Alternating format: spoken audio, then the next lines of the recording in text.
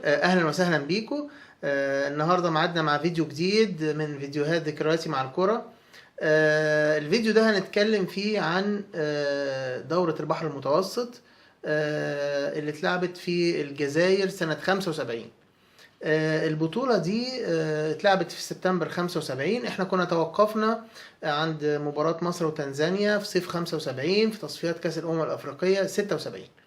المنتخب الحقيقة سافر لدورة البحر المتوسط. يعني أنا شايف إن الاستعداد ما كانش كافي. قائمة اللعيبة اللي سافرت برضو كان فيها نقص كبير. يعني المنتخب ما كانش مستعد إن هو يظهر بالشكل الكويس المشرف يعني. فهو طبعا اللي اعتقد اللي كان ماسك المنتخب في الفترة دي كان مدرب ألماني اسمه بابي أو بابي. وكان كان هو المدير الفني، وكان مدرب عام كابتن محمود الجندي.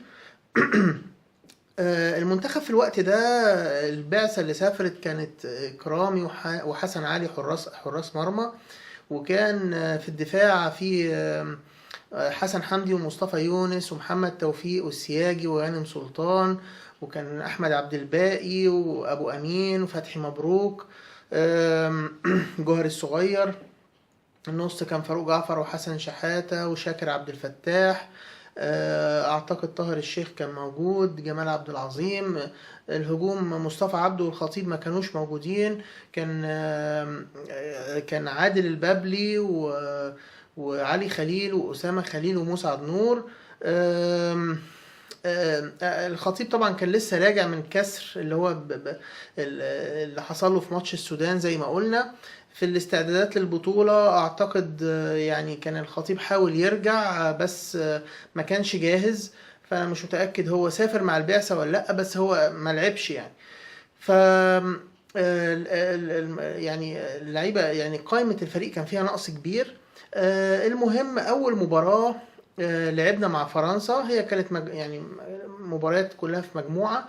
لعبنا فرنسا، خسرنا اول ماتش 2-0. الحقيقة فرنسا طبعا ما بتلعبش بالفريق الاول، بتلعب بالفريق الثاني، فخسرنا 2-0.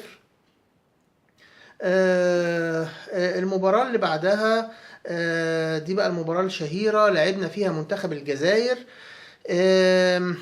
الحقيقة اول مرة نصطدم بمنتخب الجزائر ونعرف قد ايه التقدم المذهل اللي حصل في مستوى منتخب الجزائر في السبعينات.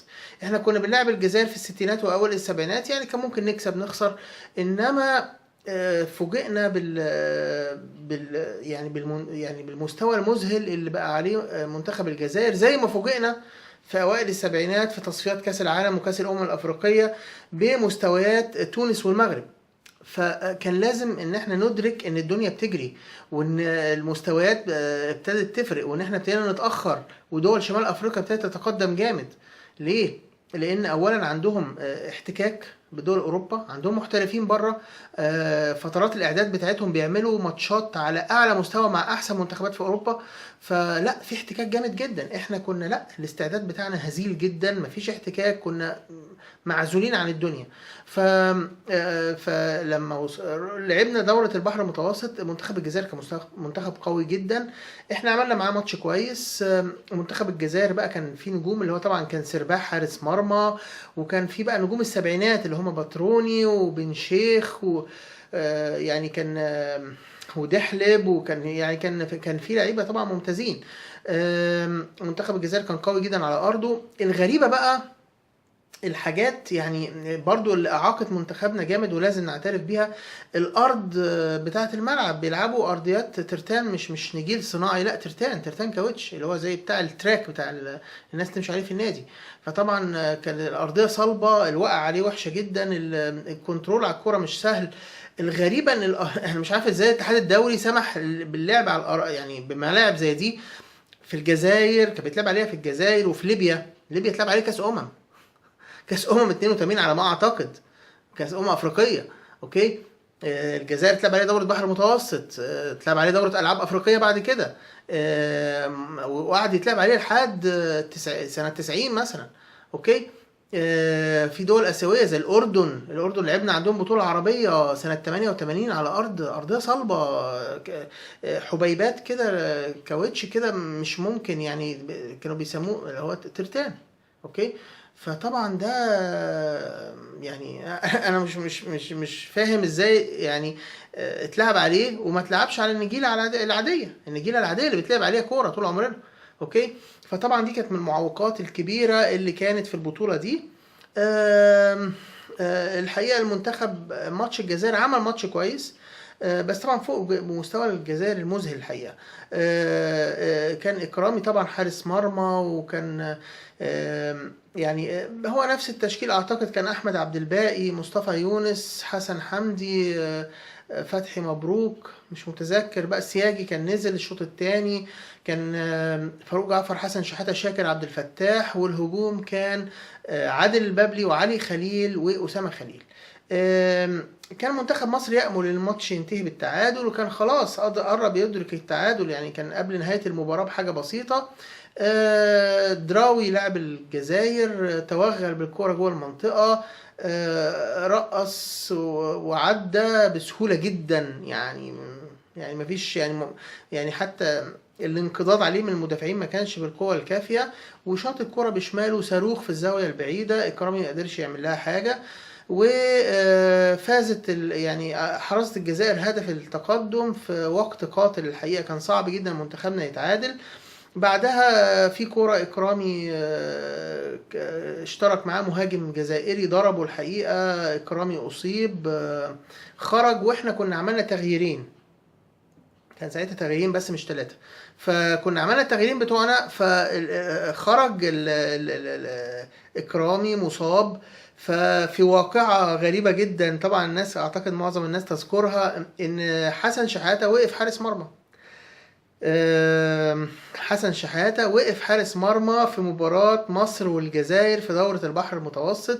طبعا كان فاضل 5 دقايق 10 دقايق، انما طبعا بالنسبة يعني كان موقف صعب جدا جدا جدا انك تلعب من غير حارس مرمى وتفقد لعيب بتقل حسن شحاتة انه يقف حارس مرمى. الماتش عدى على خير، يعني المهم السكور ما زادش وخسرنا 1-0 من الجزائر، كده خسرانين ماتشين. الماتش الثالث بقى الدنيا ابتدت تتظبط شويه. لعبنا سوري اليونان كان فريق مش سهل برضو، يعني يعتبر دولة أوروبية يعني أيا كان. لعبنا اليونان، كسبناهم الحقيقة هيفي سكور، كسبناهم 5-2. كان مباراة كبيرة وعملنا مباراة حلوة جدا جدا جدا عليهم. واللي أحرزوا الأهداف بقى ناس كتير، يعني حسن شحاتة، محمد السياجي، أحمد عبد الباقي، عادل البابلي، وشاكر عبد الفتاح. انا الماتش ده متذكره، يعني طبعا ماتش الجزائر انا متذكره، انا شفته وانا صغير، اتذاع، بس اتذاع طبعا متسجل، طبعا ما كانش في حاجه اسمها قمر صناعي على الهواء وكلام من ده. اتسجل ماتش الجزائر اتذاع مسجل، وكل المباريات اتذاعت مسجله، مباريات منتخب مصر. وماتش اليونان بقى انا فاكره كويس جدا، حتى كان كابتن محمد لطيف بيذيع، وفاكر انا هدف شاكر عبد الفتاح، الهدف الخامس من ضربه حره من بره المنطقه، وفزنا على اليونان 5-2. بعد كده الماتش اللي بعده لعبنا ليبيا، كسبنا ليبيا 4-2، برضو كان ماتش كويس جدا. كان برضو احرز اهداف مصر اسامة خليل وحسن شحاتة هدفين وعادل البابلي، وابتدت الدنيا تتظبط معانا شوية. اخر مباراة كنا بنلعب يوغوسلافيا، ونأمل يعني اكثر املنا ان احنا نحرز المركز الخامس، مفيش امل في ميدالية يعني. فخسرنا من يوغوسلافيا 2-0، طبعا يوغوسلافيا كانت قوية، وخسرنا 2-0 وخرجنا بره البطولة، او يعني نهينا البطولة في المركز الخامس. الحقيقة بطولة كانت يعني ادائنا فيها ضعيف، مستوانا فيها ضعيف، المفروض منتخبنا كان يعمل ماتشات احسن من كده.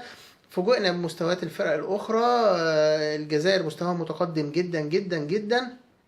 الجزائر قدرت تحسم البطولة لصالحها، قدرت تفوز بالبطولة، كسبت فرنسا 3-2، اعتقد كسبت كل مبارياتها، عملت بطولة رائعة، وده كان بداية تكوين منتخب الجزائر اللي شوية شوية هيحصل فيه إحلال وتجديد لحد لما يوصلوا لكأس العالم 82 والأداء المبهر الرائع اللي عمله منتخب الجزائر في كأس العالم.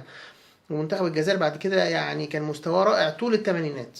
فما جاش من فراغ طبعا، لأن هم يعني ابتدوا يمشوا على خطوات صح من السبعينات. منتخب الجزائر سنة 75 شفنا مستواه عامل ازاي، هنصطدم بيه برضو في دورة الصداقة في السعودية.